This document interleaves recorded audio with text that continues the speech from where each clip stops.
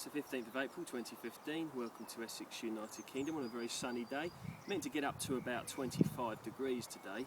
The birds are singing, and we've also seen a few cabbage butterflies around, so the time is starting to come. We need to be careful with our brassicas.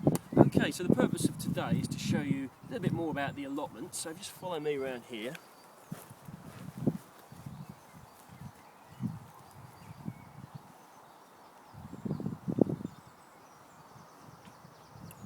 Right, so here we have some rhubarb.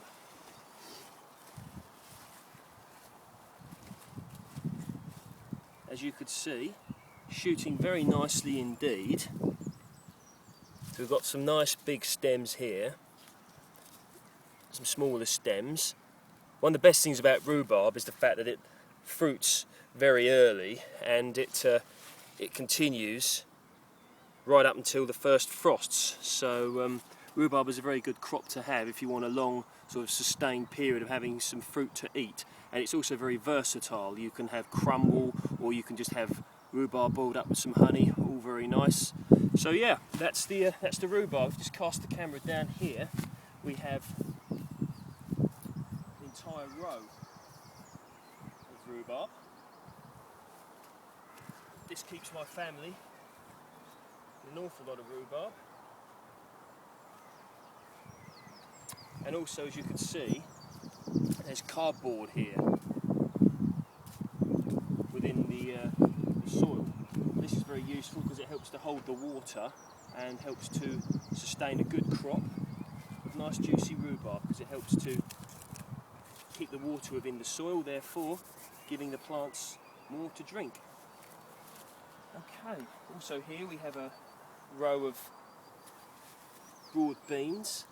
These were set around November last year, so these are doing well. Didn't lose too many with the frosts. The winter actually was rather mild around here, to be honest. I've certainly known harder winters than what we had. Okay, so here we have some more broad beans.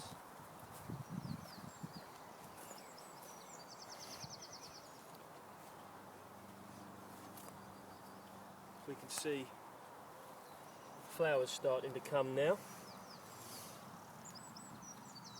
Here, and especially this is a nice example here.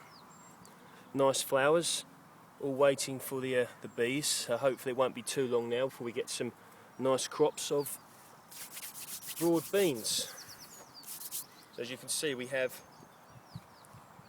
some nice rows of broad beans here. As you can see also, the soil doesn't actually contain many weeds, and we haven't actually weeded this at all for a while.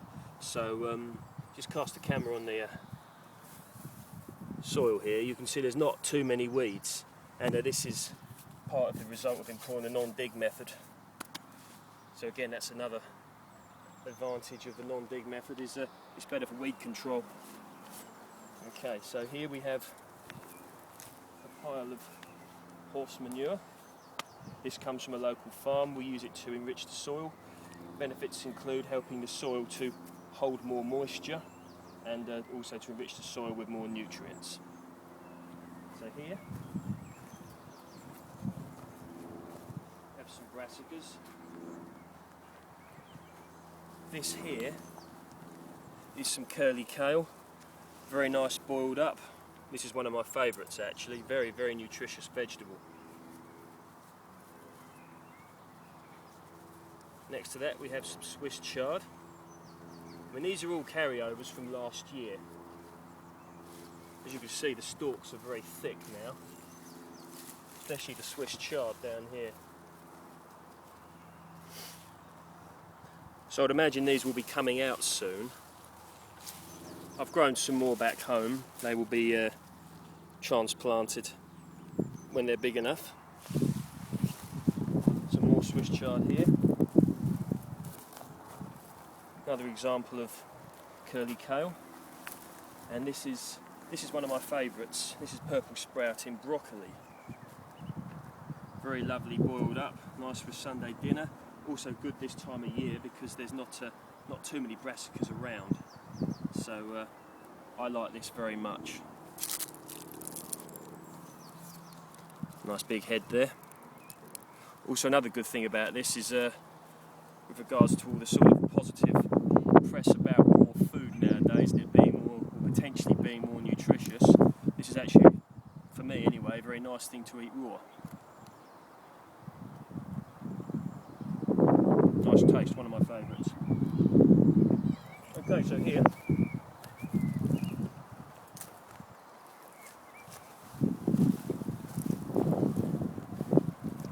we have a few more Brussels sprouts.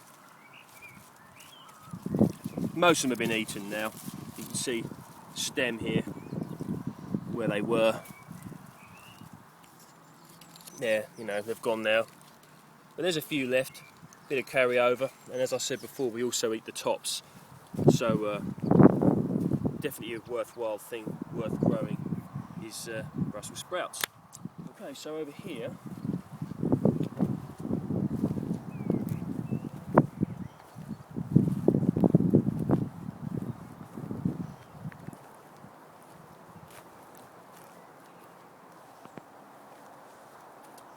just come down here,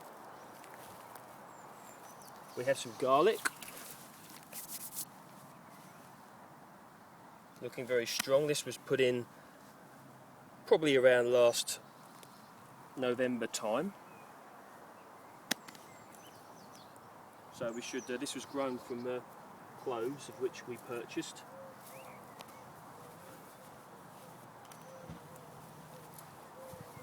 And here. Now these are the early spring cabbages, greyhound. We set these last year. I grew them first on in pots around late August time, and we transplanted them here late September, early October. So as you can see, we're starting to sort of form little cabbages here, and we have been eating the leaves as well. So we've got some nice early cabbage and some cabbage leaves to eat, and still protected, well protected from the cabbage butterflies. As I look around here, I can see a few. They're also growing here. We have some mooly radish. We can see it here. Again, I grew these late summer in pots, and then in the autumn transplanted them here. And this is what we've got. They're quite spicy to eat. You can eat them raw. You can also boil them up and eat them as a boiled vegetable. Also known as oriental radish. Quite popular in Asian cuisine. So that's that. Again, the brick there, so cabbage butterflies don't get underneath and lay eggs all over the plants and ruin our crop. We don't want that.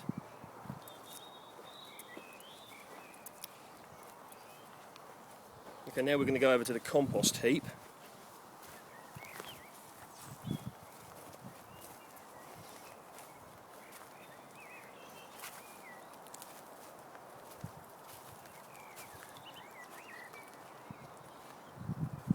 So these are the compost heaps. We have 3 of them, currently full of horse manure. So if we look there, that's quite full, covered over, nice and warm under there. And this side,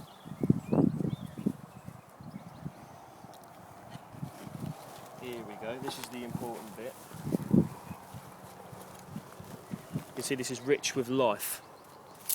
So we've got wood lice here. As we dig under there, see wood lice. They were working to break this down, and at a later date this will be put on. There you go, worm there. There we go, there he is. They were working hard to break this down, and this at a later date will be put on the allotment.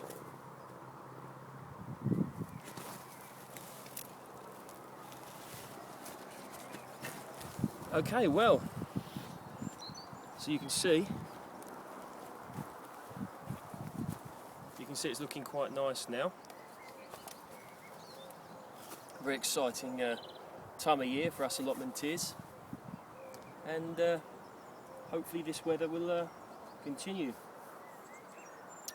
Okay, thank you very much.